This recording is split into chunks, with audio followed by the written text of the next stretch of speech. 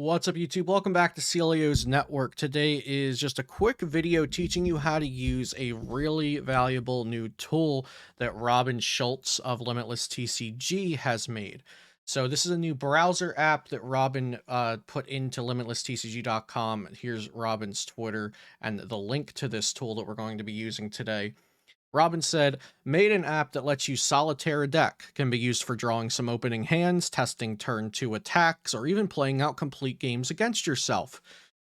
And if you want to read, his things about how to use it, the shortcuts, how to import decks, things like that. He's asking if there's any feedback or questions in the comments. And there's also people who are like helping each other troubleshoot and stuff like that and give some advice in this Twitter thread. So I will link that down below. But what I'm going to show you is how to use this to play against your friends and be able to play any deck completely for free on this untap slash tabletop simulator sandbox type app. And I will be showing you using new Lost Origin cards as well. So step one, we're going to go to, let me just copy my deck list here so I don't have to type that out again, because you do have to type some of the Lost Origin cards since they're not in PTCGO yet for PTCGO exporting, so that's just a little time consuming.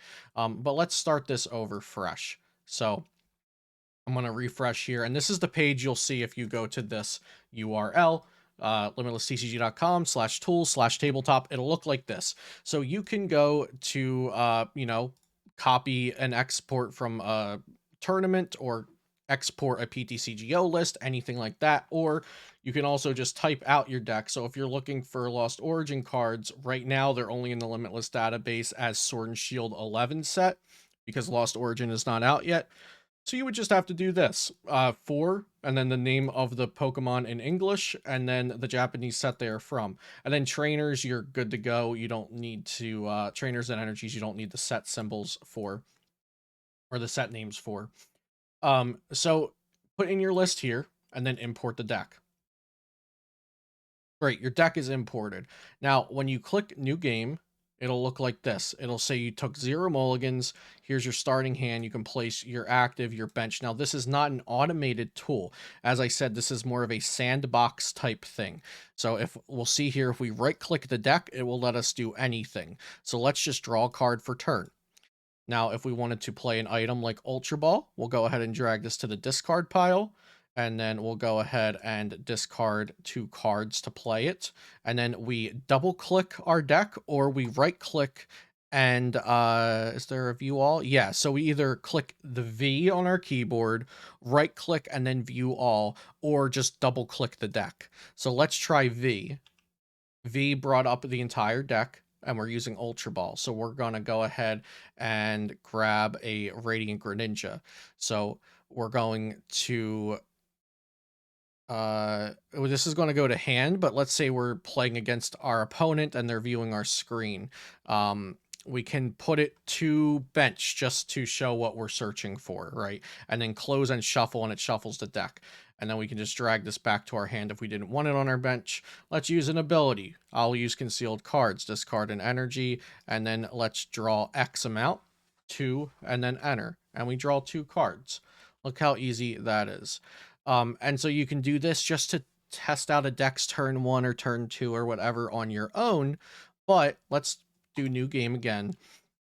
You can also use this to play against an opponent.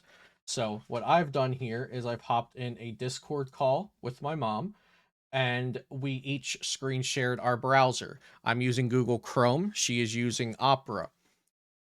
Now let's, so there's 2 options here. One, we can minimize our own screen so that we can see the opponents, and Discord's lovely quality is really rearing its ugly head here at the best time and making my mom's screen a little blurry.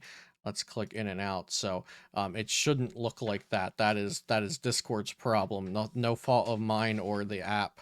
But what you can do is you can set it up like this, so you can see what your opponent's doing on their screen, and you can also see what you're doing on yours.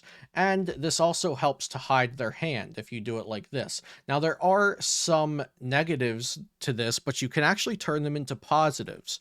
A lot of times when I test, or if I'm testing with a serious testing partner, like, if I'm testing with Cutter Tap or my mom, or I'm giving a coaching lesson, we should have each other's hands open to each other most of the time so we can discuss plays. So this is also a good opportunity for you to be able to practice being objective and not using your opponent's hand knowledge against them in practice. So you can each discuss plays and try to each make the objectively right moves. Or you could just drag this up and presto, you've covered their hand. You can see the prize cards, but just don't pay mind to it. Take the prize cards top to bottom or bottom to top as you normally would. And this is just like playing a free Pokemon TCG online simulator. You can play with any deck you want, and all you need to do is connect with a friend on Discord and do this. Now, the other option that you can do is you can just maximize this. Oh, also, I should note, I popped out the Discord call. So when you go into the Discord call, over down here in the bottom right, if you haven't already popped out the screen, you can pop it out.